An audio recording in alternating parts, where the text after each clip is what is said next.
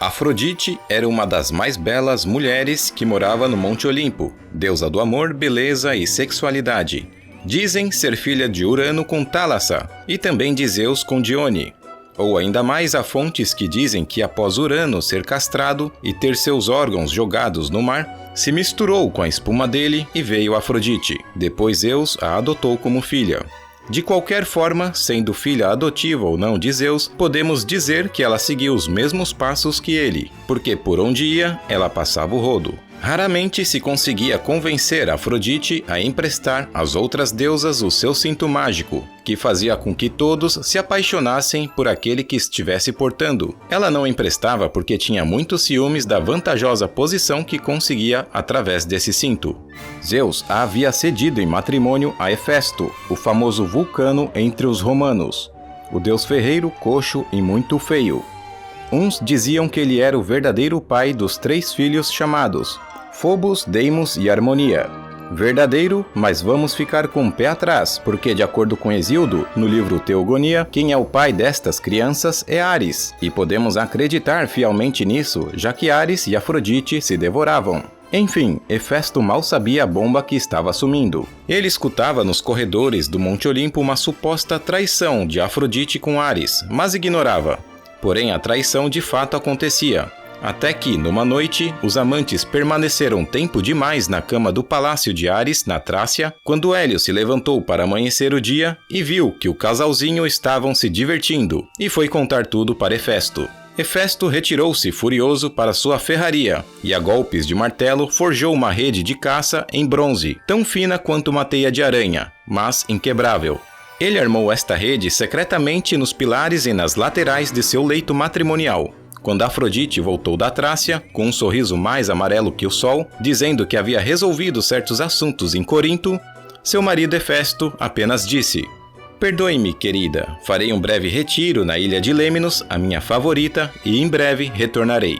Afrodite não se ofereceu para acompanhá-lo, e quando o perdeu de vista, ela se apressou em chamar Ares, que correu mais rápido que Hermes até ela. Os dois se atiraram alegremente na cama, mas, ao amanhecer, viram-se envoltos na rede, nus e incapazes de escapar. Ao regressar de sua viagem, Hefesto o surpreendeu ali e chamou todos os deuses para testemunharem esta desonra. Anunciou então que não libertaria a esposa enquanto não recebesse de volta os valiosos presentes nupciais que entregara a Zeus. Estes presentes são aqueles presentes que são dados em troca da mão da filha em casamento.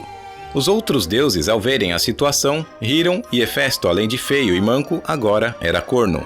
Apolo cutucou Hermes, o talarico confesso, e perguntou se ele não se importaria de estar no lugar de Ares com rede e tudo. Hermes, sem pensar 2 vezes, disse, jurando pela própria cabeça que não se importaria, mesmo se houvessem 3 vezes mais redes e que todas as deusas estivessem olhando com desprezo. Diante de tal resposta, ambos explodiram em gargalhadas. Mas Zeus estava tão desgostoso com a situação que negou devolver os presentes nupciais ou colocar a colher nesta briga de marido e mulher, e declarou que Hefesto era um estúpido por ter tornado o assunto público. Os problemas de Hefesto não estavam nem perto de terminar. Houve o talarico número 2, que ao ver o corpo nu de Afrodite se apaixonou por ela, mas ocultou a inveja que sentia de Ares, e ainda por cima fingiu a simpatia por Hefesto. E esse era nada mais, nada menos que Poseidon, que ainda por cima disse: "Já que Zeus se recusa a ajudar, irei providenciar para que Ares pague por tudo", o equivalente a todos os presentes nupciais em questão. "Ah, assim está muito bem", respondeu Hefesto, porém muito triste, e ainda continuou: "Mas se Ares não cumprir com a obrigação, você terá que substituí-lo embaixo da rede." A essa altura, o sorriso de Poseidon era mais largo do que o do Coringa. Mas com toda a polidez respondeu a Hefesto: "Não creio que Ares falte com a palavra. Mas se o fizer, estou disposto a pagar eu mesmo a dívida e a me casar com Afrodite." Assim, Ares foi colocado em liberdade e voltou para a Trácia, enquanto Afrodite foi para a ilha de Pafos, onde renovou a sua virgindade no mar, para depois perdê-la novamente, só que agora com Hermes. Afrodite ficou tão lisonjeada pela sincera confissão de amor de Hermes, aquela confissão que ele caiu na gargalhada com Apolo, que ela acabou passando uma noite com ele, e o fruto deste ato foi Hermafrodito. Abrindo um parêntese, Hermafrodito era o belo rapaz que, ao tomar banho no rio, fez com que uma ninfa das águas, chamada Salmacis, se apaixonasse por ele. mas ele sempre a rejeitou. Então, cansada de tanta rejeição, a ninfa atacou o jovem rapaz quando ele novamente retornou ao rio para tomar banho. Ela entrelaçou todo o seu corpo no jovem rapaz e invocou um deus, pedindo para que nunca mais os separassem. Então gêneros se misturaram e Hermafrodito ficou com ambos os sexos. Voltando para Afrodite, o próximo da fila foi Poseidon. Afrodite ficou contente com a intervenção dele, em sua defesa, que ela passou o rodo nele também. E lhe deu 2 filhos, Rod e Herófilo. A essa altura, no Monte Olimpo, o apelido de Hefesto deveria ser Triceratops. No fim das contas, é desnecessário dizer que Ares se omitiu a pagar Hefesto, alegando que, se Zeus não se dispôs a pagar, por que eu deveria? No final, ninguém pagou nada, todo mundo curtiu Afrodite e Hefesto continuou apaixonado por ela e não tinha intenções reais de se divorciar. Mais tarde, Afrodite pensou, onde cabe 3, cabe 4, e acabou se entregando a Dionísio. E desse relacionamento nasceu Príapo, um menino feio como Hefesto, mas com uma piroca descomunal. Na verdade, foi Hera quem lhe deu esta aparência obscena a fim de punir Afrodite por sua promiscuidade. Até Zeus quase escorregou na de Afrodite. Embora nunca tenha tido relações com ela, a magia de seu cinto fez com que ele tivesse várias tentações. E então ele decidiu humilhá-la, fazendo-a se apaixonar perdidamente pelo mortal chamado Anquises. Numa noite, quando ele dormia em sua cabana de pastor, Afrodite veio visitá-lo disfarçado de princesa frígia, e passou o rodo em mais um.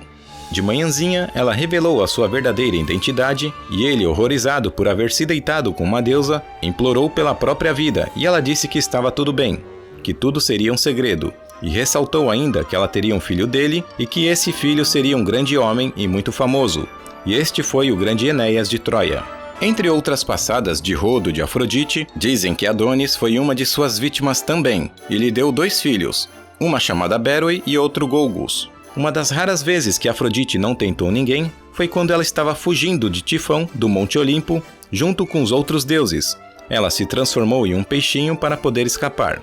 Ela, às vezes, podia ser vingativa também. Um exemplo disso foi quando Aquiles, não um guerreiro, mas um filho atribuído a Lâmia, que era um rapaz de extraordinária beleza, e desafiou Afrodite para um concurso de beleza. Ela ficou tão ofendida pela proposta que transformou o jovem rapaz num peixe feioso. Se analisar toda a história de Afrodite, podemos ver 2 coisas marcantes nela. Ou ela estava dormindo com alguém, ou estava se vingando. O coitado de Hefesto, a essa altura do campeonato, deveria estar que nem o Spike do X-Men.